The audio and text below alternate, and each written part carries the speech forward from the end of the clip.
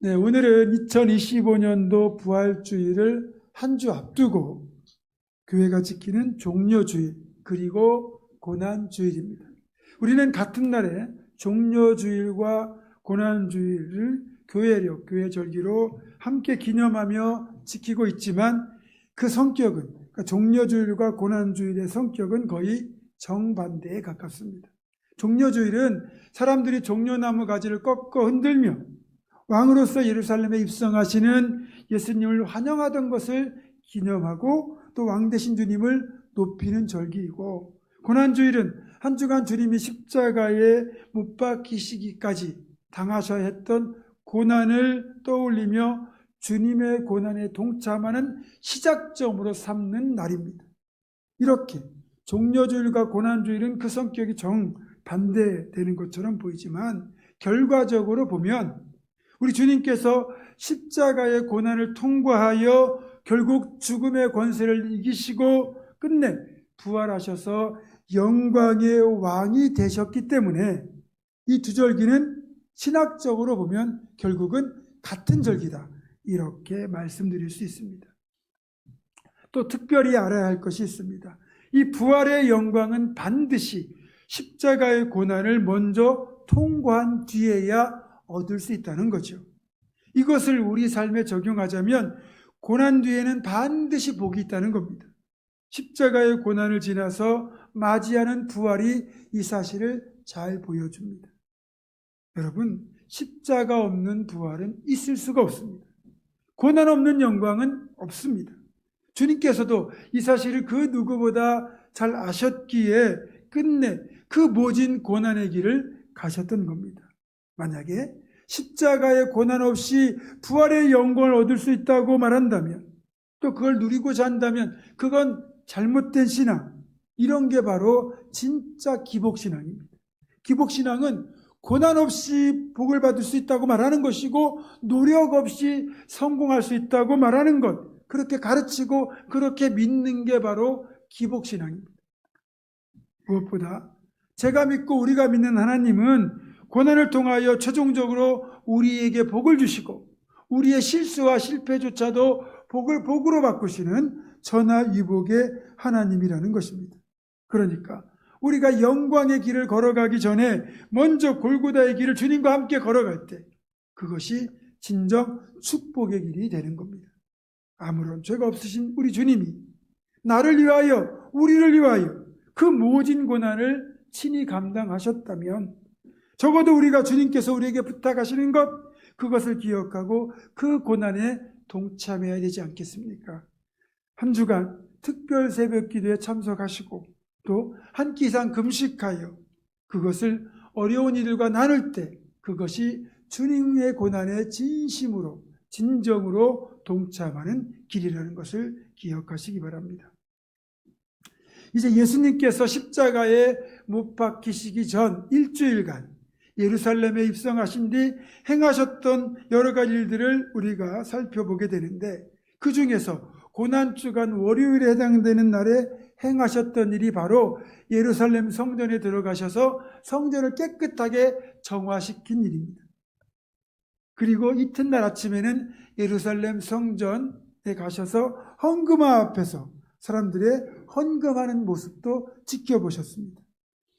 예수님이 이제 월요일에, 내일이죠, 성전에 들어가셨을 때 이 예루살렘 성전은 난리가 아니었습니다. 성전 마당에 짐승들의 울음소리, 제사를 드리러 온 이들과 또 이들에게 짐승을 팔고 돈을 바꿔주겠다고 하는 상인들 사이에 호객하는 소리, 흥정하는 소리, 이런 것들이 겹쳐가지고 말 그대로 난장판이었습니다. 성전이 고요하고 그리고 거룩해야 될 성전이 이렇게 난장판이 된 데는 이유가 다 있습니다. 유대인들의 삶은 철저히 성전 중심입니다. 그것도 하나밖에 없는 예루살렘 성전 중심의 삶을 삽니다. 그러니까 제사를 드리는 것도, 기도를 드리는 것도 예루살렘 성전에서 하는 것이 원칙이었고 이것이 율법의 명령이기도 했습니다. 그러다 보니 절기 때가 되면 전국 각지에서 예루살렘으로 절기를 지키고 제사를 드리려고 오는 유대인들로 인하여 예루살렘 시내는 인산인해였습니다.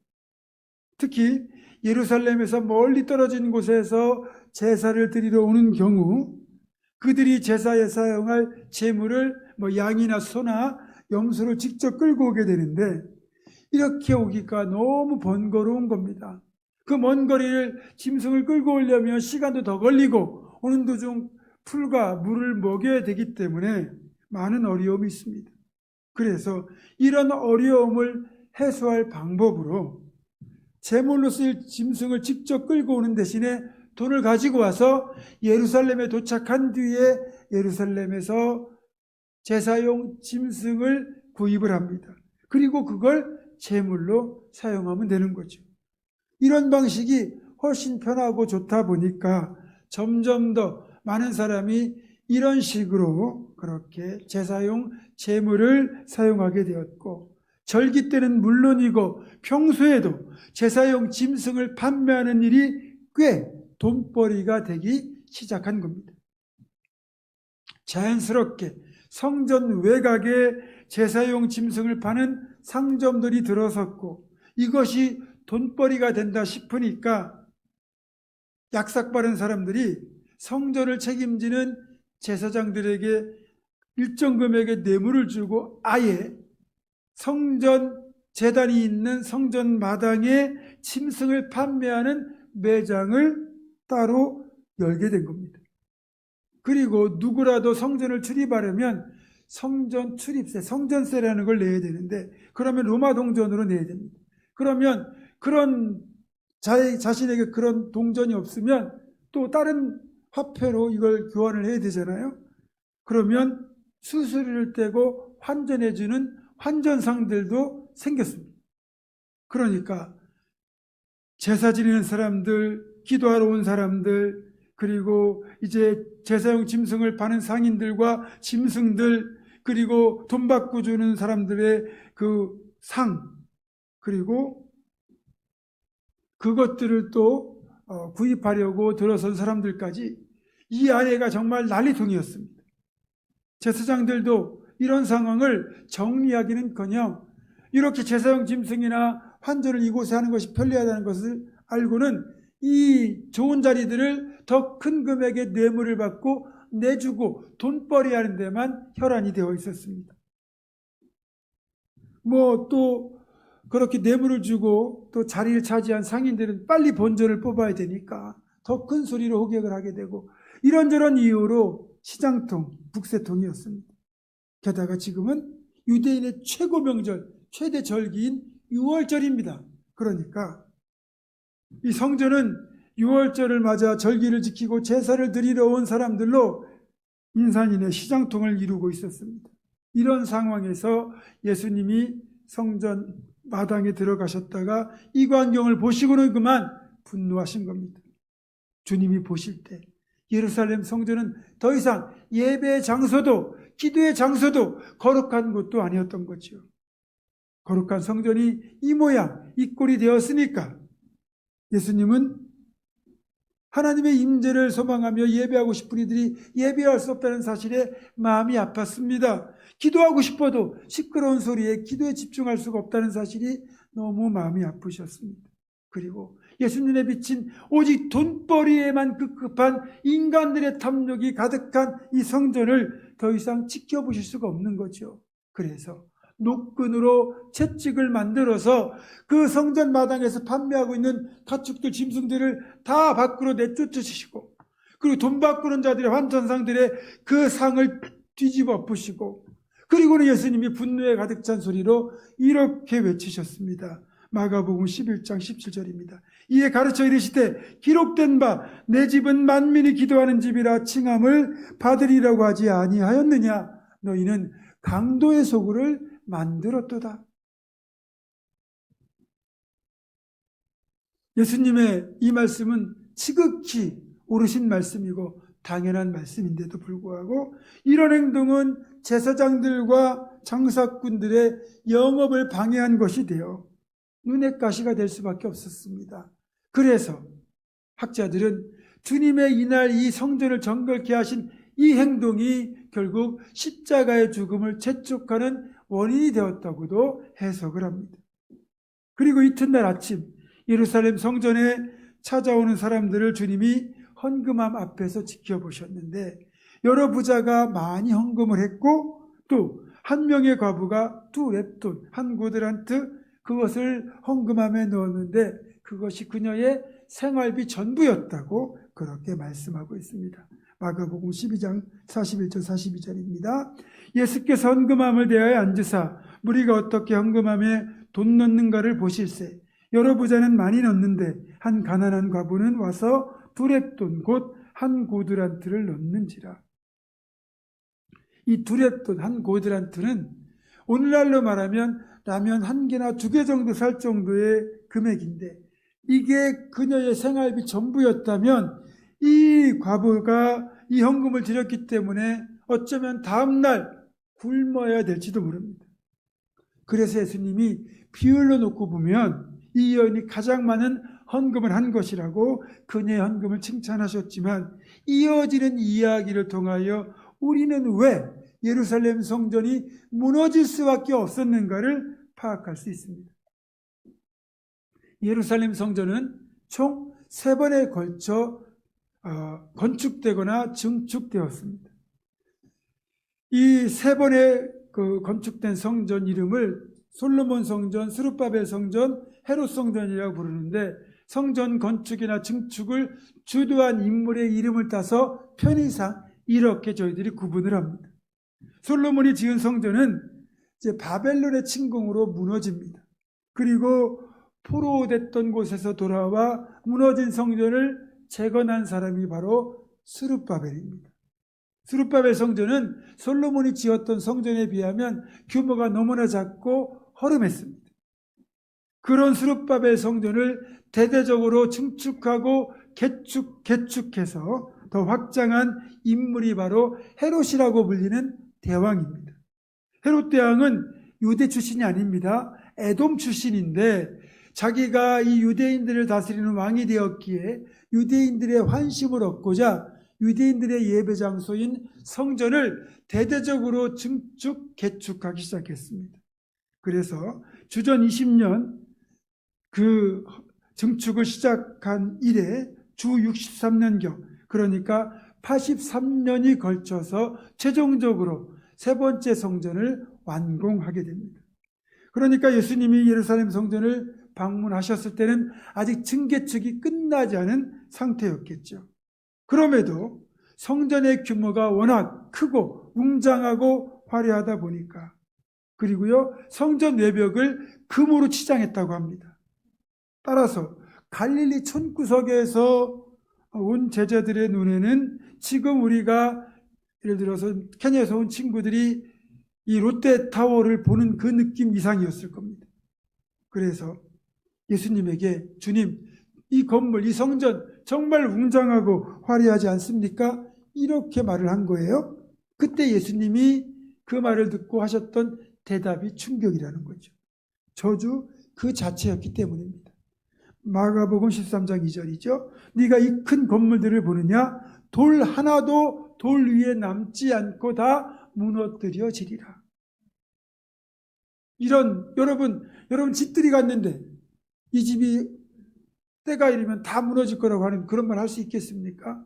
그러니까 그건 저주잖아요. 그런데 예수님이 저주와도 같은 말씀을 하셨어요. 그리고 실제로 예수님의 이 말씀이 있은 뒤 주 70년 그러니까 약 40년 정도 지나가지고 이 예루살렘 성전이 말 그대로 돌 하나도 돌 위에 남지 않고 완전하게 무너집니다.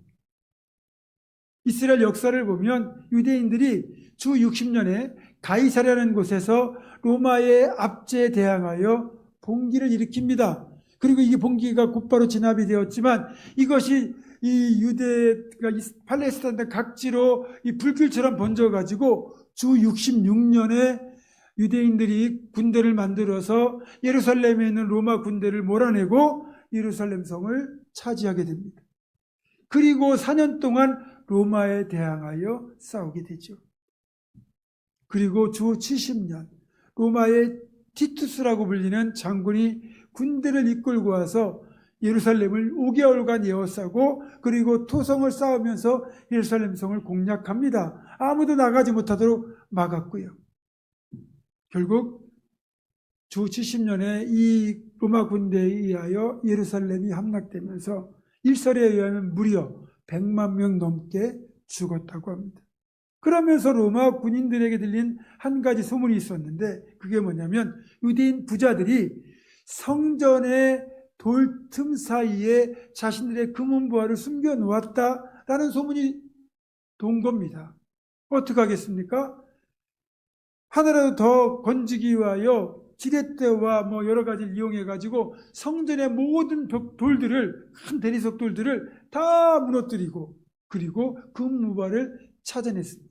그러는 바람에 예수님의 예언대로 돌 위에 돌 하나도 남지 않고 완전히 무너지게 된 거죠. 그리고 그 이후 더 이상 성전은 세워지지 못했습니다. 제가 오늘 나누고 싶은 말씀은 이겁니다. 한때는 하나님의 임재로 인해 제사장이 감히 서서 섬기지 못할 정도로 하나님의 영광이 충만했던 성전이었는데 이제는 완전히 무너져버린 성전이 되어버린 이유가 무엇이겠습니까? 그것은 성전이 성전되지 못할 때 그렇게 되었다는 겁니다. 그러니까 성전이 성전으로 존속할 수 있는 비결, 그 비결을 거꾸로 하면 성전이 무너지는 비결이 되겠죠. 성전은 본래 그 목적이 하나님을 예배하기 위한 구별된 공간입니다. 당연히 온전한 예배가 드려지고 그곳에 하나님의 임재가 있을 때 성전이라고 할 수 있는 것이고 계속해서 성전으로 존속할 수 있는 겁니다. 앞에서 말씀드린 것처럼 온전히 하나님을 영과 진리로 예배하고 또 거룩한 제사가 드려지고 또 온전한 회개와 기도와 간구가 드려져야 되는 곳이 성전인데 돈을 받고 성전 마당을 내어준 제사장들의 탐욕 그리고 자신들의 돈벌이를 위하여 성전 마당을 이용하는 장사꾼들의 그 탐욕의 소굴로 바뀌어버린 이 성전을 보시고는 주님이 이렇게 분노하셨다는 이유가 여기에 있는 겁니다. 하나님께서 더 이상 이렇게 더럽고 추하고 냄새나는 곳에 계실 수가 없어서 이 성전을 떠나셨다는 거예요. 하나님이 계시지 않으면 제사가 무슨 소용이 있고 예배가 무슨 소용이 있고 기도가 어떻게 응답이 될 수 있겠습니까?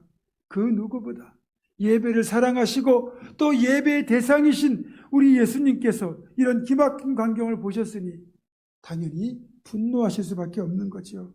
그토록 온유하신 우리 주님이 이렇게 분노하셨다면 진짜 엄청나게 분노하셨다는 뜻입니다.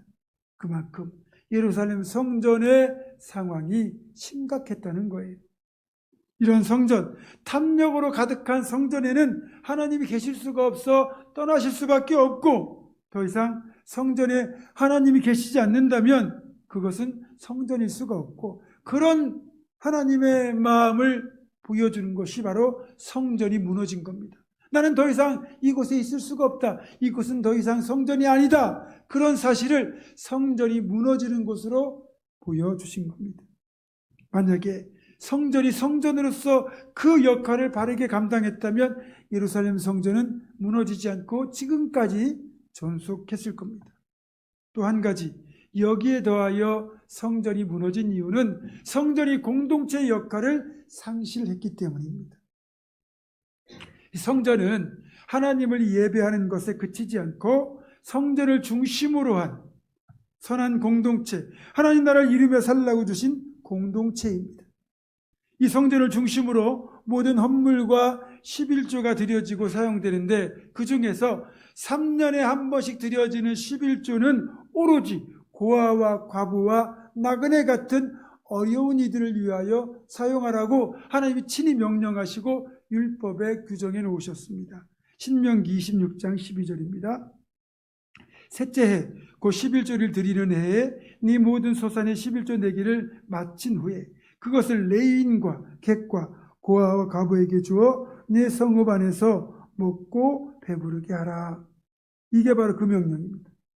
자, 그러면 예수님 당시 예루살렘이 비록 로마의 지배하에 있었다고 하더라도 여기 거주하는 유대인들의 형편이 그렇게 어렵지 않았다는 거죠. 왜냐하면 오늘 본문에 보니까 여러 부자가 와서 많이 넣었다는 사실에서 그것을 알 수 있습니다. 그리고 그 부자들은 정해진 헌물과 11조를 성전에 바쳤습니다. 그런데 예루살렘 성전 공동체는 드려진 헌금을 제 목적대로 쓰지 않았다는 거죠. 가난한 한 과부가 헌금함에 넣은 게 그녀의 생활비 전부였다고 말하잖아요. 이게 무슨 뜻입니까? 예루살렘 성전을 중심으로 한 이 성전 공동체가 구제를 전혀 하지 않았다는 거예요.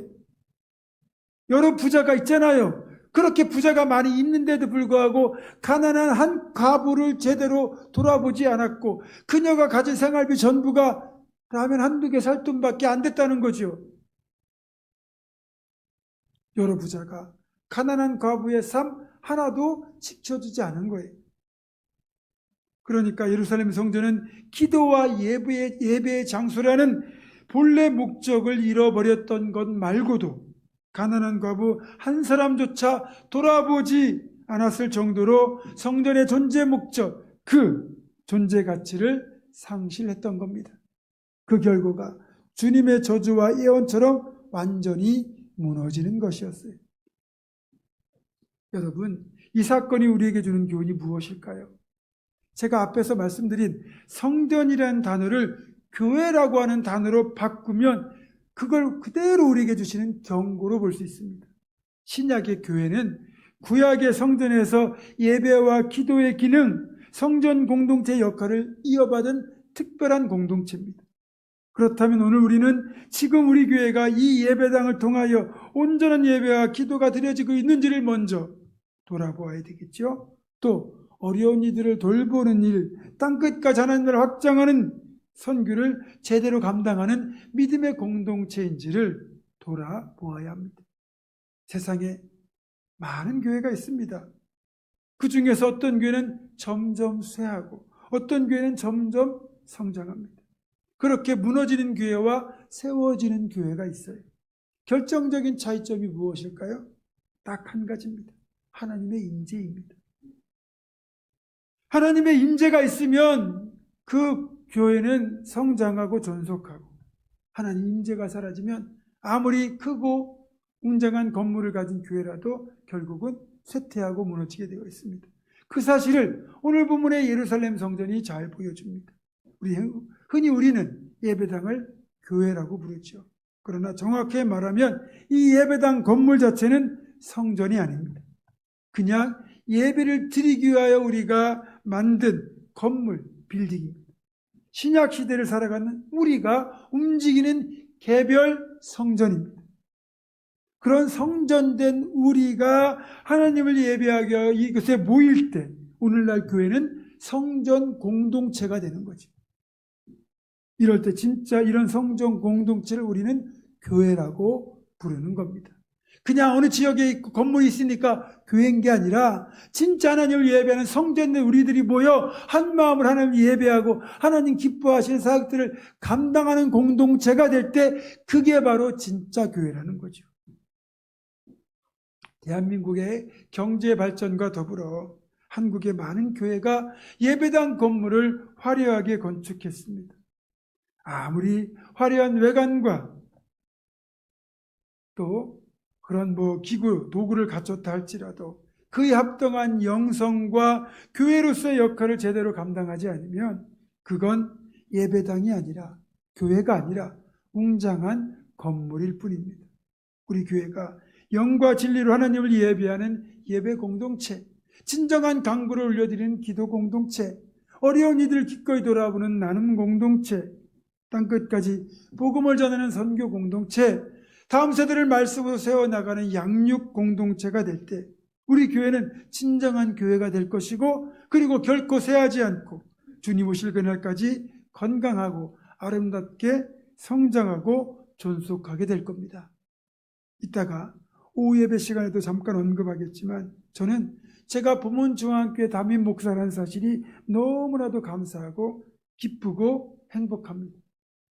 평소에도 우리 교회가 자랑스럽고 우리 성도들이 고맙게 느껴지지만 이번에 케냐에서 오신 분들을 섬기는 모습에서도 온 성도가 한마음이 되어 이렇게 지극정성으로 섬기는 모습을 보고 천국이 이런 모습 아닐까라는 생각을 하게 되었습니다. 열흘의 일정 동안 케냐팀과 함께 방문하는 모든 곳에서 우리 교회의 사역을 정말 대단하다고 인정하면서도 한편으로는 우리 교회를 부러워하시는 그분들에게 엄청난 자부심이 담긴 자랑을 나도 모르게 늘어놓고 있었습니다. 다시 말씀드리지만 여러분들의 나눔으로 인해 이런 섬김이 가능했던 것이고 이런 나눔을 보시고 하나님께서 우리의 삶을 세워주시고 우리 교회를 세워주시는 것입니다. 그래서 이번 고난주간이 예배와 기도에 더욱 힘쓰고 또한 나눔에 힘쓰는 기간이 되기를 소망합니다. 고난주간 한 주간 특별히 결단하시고 특별 새벽 기도에 참석하여 여러분 개인의 성전이 회복되는 은혜를 누리시고 우리 교회가 온전한 예배 공동체로 드려지는 은혜를 누리고 또 한 끼 이상 금식해서 근시건금으로 드려지면 그것을 나눔에도 힘쓰는 그런 나눔 공동체가 되기를 소망합니다. 이번에 드려지는 금식헌금은 당회와 협의해서 산불 피해를 입은 이들에게 교단 총회를 통하여 성금으로 일부 전달하고 또 일부는 혼자 생활하는 우리 청년들을 위한 나눔 박스를 만들어 나누는 일에 사용하게 될 겁니다. 말씀을 맺습니다. 예루살렘 성전의 영광과 쇠락을 지켜보면서 우리는 우리 자신과 우리 교회가 어떻게 해야 쇠락하지 않고 무너지지 않고 지속적으로 성장하고 존속할 수 있는지를 배웠습니다. 온전한 예배와 더 많은 나눔에 힘써서 영원히 쇠하지 않는 하나님의 나라, 하나님의 교회를 세울 수 있기를 주님의 이름으로 축원합니다. 기도하겠습니다. 거룩하신 하나님, 오늘부터 시작되는 고난주간은 우리가 온전히 성전으로 회복되는 것과 우리 교회 공동체가 거룩한 공동체로 거듭나는 일에 힘쓰고 더욱 나눔에도 힘써서 하나님 기뻐하시는 거룩한 교회로 더 건강하게 세워지게 하여 주시옵소서. 우리 주 예수 그리스도의 이름으로 기도드립니다. 아멘.